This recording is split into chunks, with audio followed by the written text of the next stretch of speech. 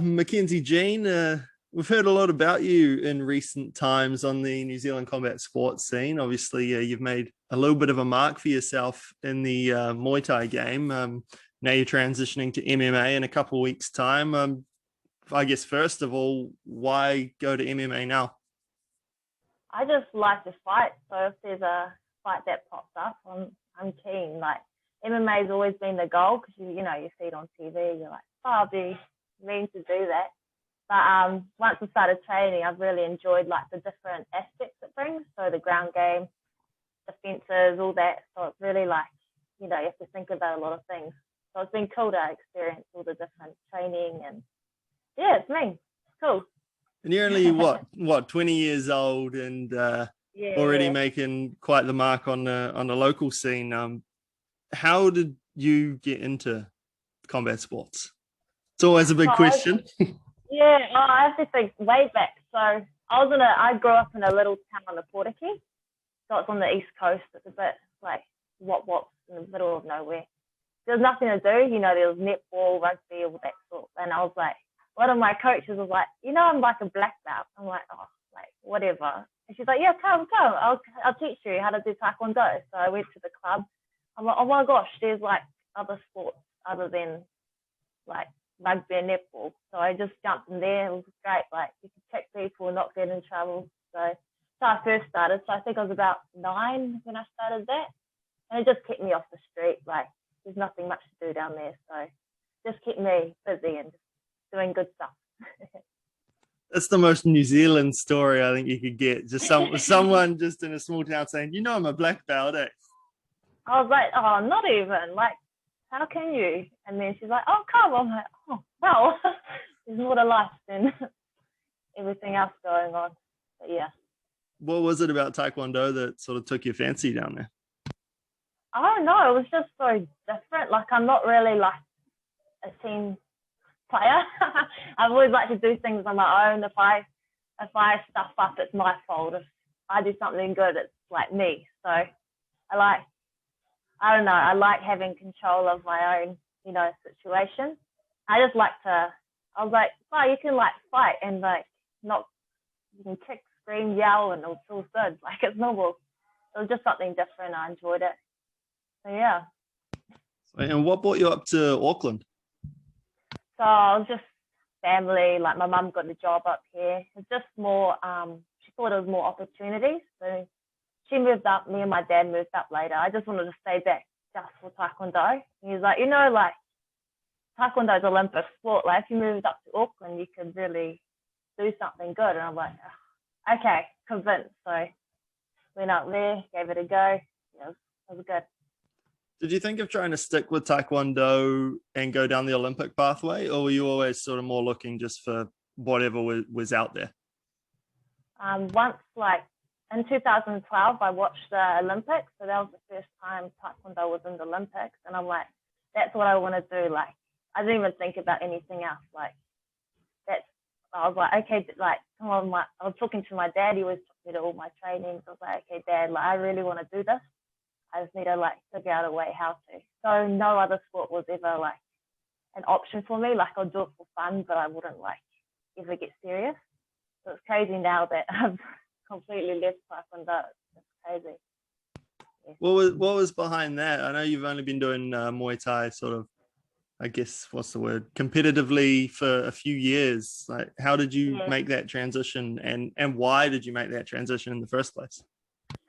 So Taekwondo is very political in New Zealand. Like there's a lot of dramas, and I'm like, I was with one of my first trainer when I moved to Auckland, and he's like, "Do you ever go anywhere else? Like, don't come back." And I'm like, "What? Like, I just want to get fit." Like, because Vin's my head coach, and he was just starting up the combat centre. So they were at my school. They were all training, and that's where they first started off. And then I was like looking in the window, like, I want to try it. I just do it for fitness. And then I jumped in the class and like, oh, this is pretty fun. And then, yeah, I just ended up just going to more trainings. I was like, he asked me, like, do you want to fight? I'm like, yeah, but like, we have to keep it a secret. Like, no one can know about it. So we did that. And then, my coach ended up finding out. he's like, okay, bye. I'm like, what?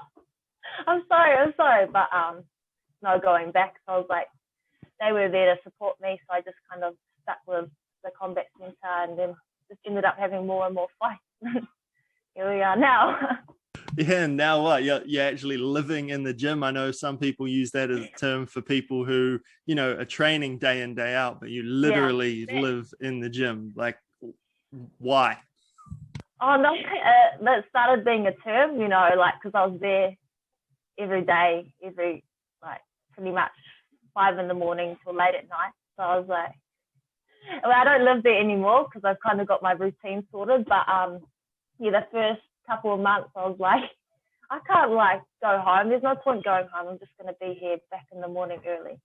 So, I was like, oh, good night. Just go upstairs, have a sleep, wake up. I'm like, so you actually live here? I'm like, yeah, it's what everyone's saying, but not completely. Don't worry. I have a home. It's all good. Yeah, that's a good story. Like, if combat sports athletes spend so much time in the gym anyway, I don't know why you don't hear more stories like that of people just shacking up for the night. I just even in the day I'm like, okay, I'm gonna have a nap with you guys tonight. Stuff like that. It's nice. It's a good chill vibe. Awesome. Just on the Muay Thai side of things, I know last year you fought in the little tournament at Vendetta. The 8 women. Yeah, the 8 women. I wasn't sure if it was 8 or 6. Crazy. Yeah, I mean, it was so good to see a tournament style fight with only women fighters in New Zealand. Yeah, we've had King in the Ring for so many years, but they've not got around to getting a women's one sorted. So that was quite cool to see. And obviously you lost in that final to Melody Downs by split decision, which I mean, for anyone in New Zealand, anyone in New Zealand who watches combat sports knows who Melody Downs is because she's one of the elites. For you, just what was that experience like, and how did it feel coming so close to pipping her? I was crazy because I think in August I was doing my 3rd kickboxing fight, and she was now staying changing room. And one of the boys next to me was like, "Oi, in a few years you'll be up at her level, you'll be fighting her." I'm like, "Okay, yeah, that'd be me, eh?" And we were just watching her. She was throwing a kick. I was like, "Fuck, she's sick." And then a few weeks later, they're like, "Oh, there's been a pull out for the 8 women." And then my coach was like, "Oh, just give it a go." I'm like, "Fuck, I'm keen." So then they ended up fighting in the finals. So that was crazy. I love the training for that. I love just the continuous the next fight. So yeah, it was awesome. I really leveled up, I think, in that training camp because I was so focused. I knew what I had to be because I've really seen all the girls, and I that was the first time I really started to believe in myself. So I kind of backed myself for that that's when I saw myself level up. So yeah, I really enjoyed that. It was an awesome show. How did you find the multiple fights in one night? I loved it because normally my first round or fight, I'm still figuring this out. Take a while to warm up. So once I've been inspiring, I get hit a few times and then I kind of wake up a bit. So that was that first fight woke me up. Next 2 fights I felt me. It was awesome. I watched a little bit of tape on you because you have to do this research. And your style is one that I think a lot of fans, even if you got to a stage where it was worldwide, a lot of fans would take to you because you throw some wild spinning shit. And it is so much fun to watch. Is that fun to do? is that something that you've brought in from Taekwondo? Just the technique around some of your kicks, or is that just something that sort of worked for you and you were like, sweet, I'll just keep using this? Yeah. So in Taekwondo, all those kicks are normal. I'll throw them. No one would give 2 shits about them. They were, okay, whatever.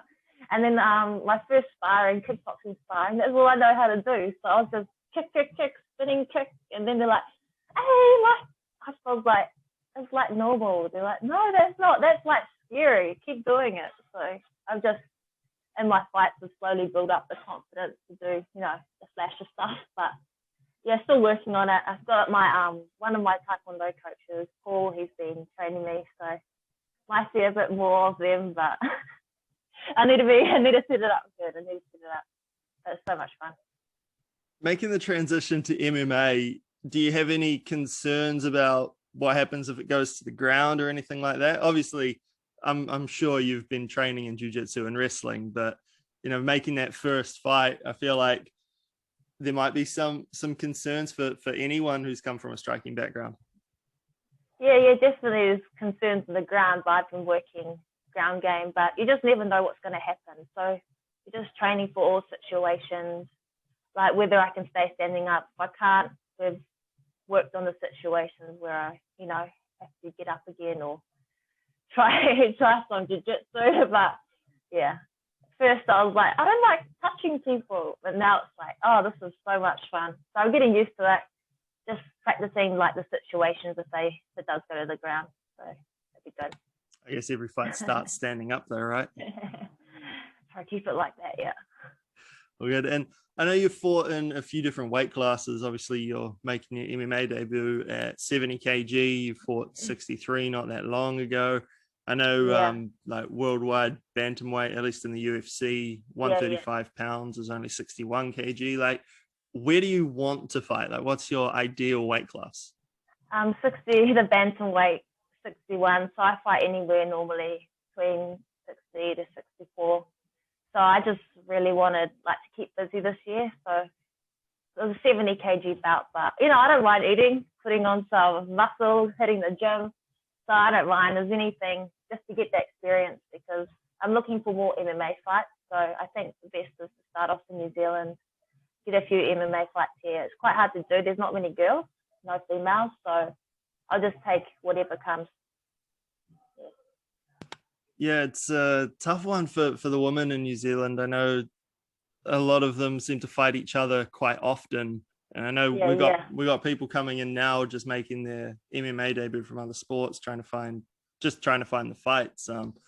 Hopefully we get that Trans-Tasman travel bubble sorted and we can get some crossover with the Aussies, because with the talent that New Zealand and Australia have coming up, I mean, some of the MMA fights that we're going to get are going to be a whole lot of fun. Like, have you been watching anyone in particular in the Aussie scene? I really, not MMA fight, like Chelsea Hackett. I love watching her. It was always, she's one of my favorites. A lot of Muay Thai fighters, especially overseas. So I really like that. I don't know, I just love watching different styles, how everyone fights differently. And yeah, so if I like it, I'll watch it. So that sort of thing, yeah.